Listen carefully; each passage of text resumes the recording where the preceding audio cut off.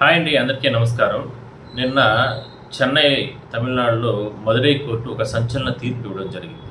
9 మంది పోలీస్ అధికారులకి, సిబ్బందికి మరణశిక్ష విధిస్తూ కూడా ఒక సంచలన తీర్పు ఇవ్వడం జరిగింది. ఇందుకు ఇంత అంటే దేశంలో ఎప్పుడూ లేని విధంగా కూడా ఇంత సంచలనమైనటువంటి తీర్పు మద్రాస్ హైకోర్టు ఎందుకు ఇచ్చింది అనే దానిపైన ఒకసారి నేను ఆ కేసు వివరాలు మీకు తెలియజేసే ప్రయత్నం చేస్తాను. తమ కస్టడీలో ఉన్న తండ్రి కొడుకులను పోలీసులు అత్యంత పాశవికంగా కొట్టి హత్య చేసిన కేసులో తమిళనాడులోని మదురై కోర్టు సంచలన తీర్పు వెల్లడించింది. ఈ కేసులో దోషులుగా తేలిన 9 మంది పోలీస్ అధికారులకు రెండేసి మరణశిక్ష విధించింది. అంతేకాక బాధిత కుటుంబ సభ్యులకు దోషులైన ఆ పోలీస్ అధికారులు 1.40 కోట్ల రూపాయల నష్టపరిహారం కింద చెల్లించాలని కూడా స్పష్టం చేసింది. ఈ మేరకు first additional justice and sessions court ఈ తీర్పు వెల్లడించింది. జడ్జి గారు ఇది అరుదైన కేసుల్లో అత్యంత అరుదైన కేసు అని ఈ సందర్భంగా జడ్జి గారు వ్యాఖ్యానించారంట. శాంతి భద్రతలు రక్షించాల్సినటువంటి పోలీసులే చట్టానికి వ్యతిరేకంగా ప్రవర్తించారని ఆగ్రహం వ్యక్తం చేశారు. గతంలో ఏ విధమైన నేర చరిత్ర లేని తండ్రి కొడుకులు జయరాజ్ 58 సంవత్సరాలు, బెనిక్స్ 31 సంవత్సరాలను పోలీసులు కస్టడీలో దారుణంగా కొట్టారని చెప్పారు. అయితే దీనికి సంబంధించి ఇంత దారుణంగా జరుగుతున్న సందర్భంలో ఎందుకంటే చాలా ప్రాంతాల్లో దీనిపైన పెద్ద ఎత్తున నిరసనలు రావడం జరిగింది. ఎందుకంటే అప్పట్లో కరోనా సందర్భంలో చాలామంది ఈ రకంగా అంటే ఇబ్బందులు పడుతున్నారు. ఆ సందర్భంలో అన్ని రాష్ట్రాల్లో కూడా ఈ లాక్డౌన్స్ కొనసాగుతూ ఉన్నాయి. మరి 2020కి సంబంధించి అప్పుడు కాబట్టి ఆ సందర్భంలో ఈ రకంగా జరుగుతున్న సందర్భంలో ఇక్కడ ఈ పోలీస్ అధికారులు ఒక తండ్రి కొడుకులు మొబైల్ షాప్స్ నడుపుతున్న సందర్భంలో అక్కడ పోయి వాళ్ళు అరెస్ట్ చేశారు. దాని తర్వాత వాళ్ళు తీసుకొని వచ్చి లాకప్లో కుట్టి అత్యంత ఇబ్బందికరంగా వాళ్ళని హింసించడం జరిగింది. ఆ దెబ్బలకు తట్టుకోలేక వాళ్ళు చనిపోయినట్లు కూడా కోర్టు ధృవీకరణ చేయడం జరిగింది. అందువల్ల ఆ సందర్భంలో సెక్షన్ 342, 195, 211, 218, 302 రెడ్ విత్ 109, 34 ఐపీసీ సెక్షన్ల కింద కేసులు నమోదు చేసి మొత్తం 9 మంది పోలీస్ అధికారులను దోషులుగా తేలుస్తూ మార్చి 23న తీర్పు చెప్పింది. అయితే లాక్డౌన్ షాపులు తెరవడంతోనే తమిళనాడులోని తూత్తుకుడి జిల్లా సాత్తాన్కులం ప్రాంతంలో 2020 జూన్ 19న తండ్రి కొడుకులు ఇద్దరు కూడా జయరాజు, బెనిక్స్లను పోలీసులు అదుపులోకి తీసుకున్నారు, స్టేషన్ తరలించారు. వాళ్ళు చేసిన తప్పేమిటంటే కోవిడ్ సమయంలో అనుమతించిన లాక్డౌన్ నిబంధనలను మించి వారు సెల్ ఫోన్ షాపులు తెరిచి ఉంచడం. ఇందాక నేను చెప్పినట్టు తండ్రి కొడుకులపై పలు సెక్షన్ల కింద కేసు నమోదు చేసి పోలీసులు విచారణ పేరుతో వారిని రాత్రంతా లాకప్లోనే ఉంచి పాశవికంగా కొట్టారు. దీంతో తీవ్రంగా గాయపడిన ఇద్దరు మరునాడు కోవిల్పట్టి సబ్ జైలులో పెట్టారు. స్పృహలేని స్థితిలో ఉన్న ఆ ఇద్దరిని జూన్ 22వ తేదీన కోవిల్పట్టి ప్రభుత్వానికి తరలించగా అదే రోజు బెనిక్స్ 23వ తేదీన జయరాజు కన్నుమూశారు. ఈ ఘటన దేశవ్యాప్తంగా సంచలనం సృష్టించింది.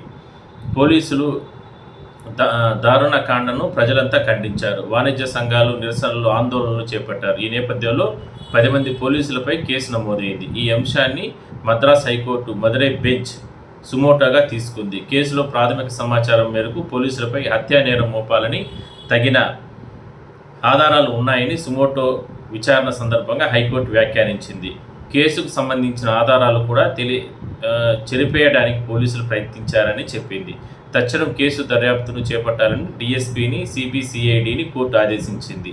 ఆ తర్వాత దర్యాప్తు సక్రమంగా జరగడానికి కేసును రాష్ట్ర ప్రభుత్వం సిబిఐకి అప్పగించింది. ఈ వ్యవహారంలో దర్యాప్తు చేపట్టిన CBI police inspector Sridhar, sub ఇన్స్పెక్టర్లు Balakrishnan, Raghu Ganesh, Paul Durai, head constable Murugan, constable Muthuraju, Chelladurai, Thomas, ప్రావిన్సు, వీల్ముత్తు, స్వామి దురైలను అదే ఏడాది చివరిలో అరెస్ట్ చేసి మదురై కేంద్ర కారాగారానికి తరలించారు. అనంతరం ఎస్ఐ పాల్ దురై కరోనాతో జైల్లోనే మృతి చెందారు. పాశవికంగా కొట్టారు.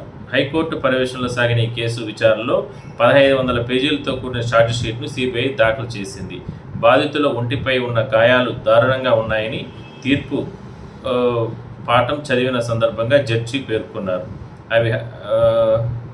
ఆ గాయాలతోనే వారు మృతి చెందినట్లు సిబిఐ పేర్కొంది. ఈ గాయాలు బాధితులే స్వయంగా చేసుకున్నారని వాదన జడ్జి ఇట్లా ఈ రకంగా చూశారు కదా ఎంత దారుణంగా ఆ రకంగా కొట్టిన కారణంగానే వాళ్ళు చనిపోయినట్లు సిబిఐ రిపోర్ట్ ఇచ్చింది. అందువల్లనే నిన్న వాళ్ళకి 9 మంది పోలీస్ అధికారులు, సిబ్బంది వీళ్ళకందరికీ కూడా మరణశిక్ష విధిస్తూ కూడా ఒక సంచలన తీర్పు ఇవ్వడం జరిగింది. సో చూశారు కదా, అంటే దీన్ని బట్టి ఎలా అంటే ఏదో చట్టము లేకపోతే న్యాయ వ్యవస్థ ఎక్కడ ఇంకా చచ్చిపోలేదు, న్యాయ వ్యవస్థ ఉంది, ఎందుకంటే సామాన్యుల పక్షాన ఉంది అనేది ఏ రోజుటికైనా 1-2 సందర్భాల్లో కొన్ని పొరపాట్లు జరగచ్చే కానీ బట్ వాళ్ళు తల్లిదండ్రులు కానీ అదేవిధంగానే ఆయన చనిపోయిన భార్య కానీ వీళ్ళందరూ కూడా ఈ రకంగా నిరంతరం పోరాడిన కారణంగా దాదాపుగా 5-6 సంవత్సరాల పాటు పోరాడిన నేపథ్యంలోనే ఆ కేసు వాళ్ళు గెలవడం జరిగింది.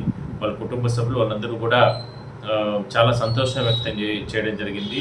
సో అంటే అందరూ ఇలా ఉంటారని కాదు కానీ పోలీసుల్లో చాలామంది మానవత్వంతో ఉంటారు, అదేవిధంగానే సహాయం చేసే గుణాలు ఉంటాయి, అది ఎక్కడైనా సరే. బట్ ఎందుకంటే వాళ్ళే ఈ సమాజానికి చాలా శక్తివంతమైనటువంటి రక్షణ కవచం. ప్రజలకు సంబంధించి ప్రాణ కాపాడాలన్నా లేదంటే ఏమి చేయాలన్నా కూడా సరే వాళ్ళే. మరి అలాంటి పోలీసులే ఇంత ఒకవేళ తప్పు చేస్తున్నా అది చట్ట ప్రకారం చర్యలు తీసుకోవాలన్నా కానీ లాకప్లో పెట్టి ఈ రకంగా ఇంత మానసికంగా ఇంత అమానవీయంగా కుట్టి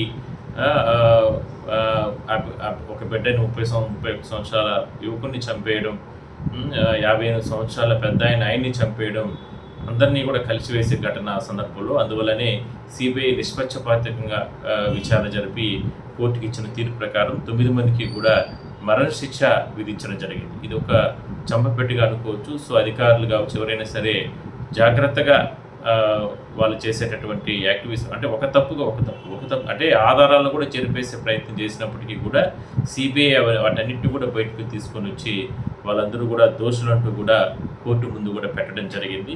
అందువల్లనే ఈ రకమైన శిక్షలు వాళ్ళకు విధించడం జరిగింది.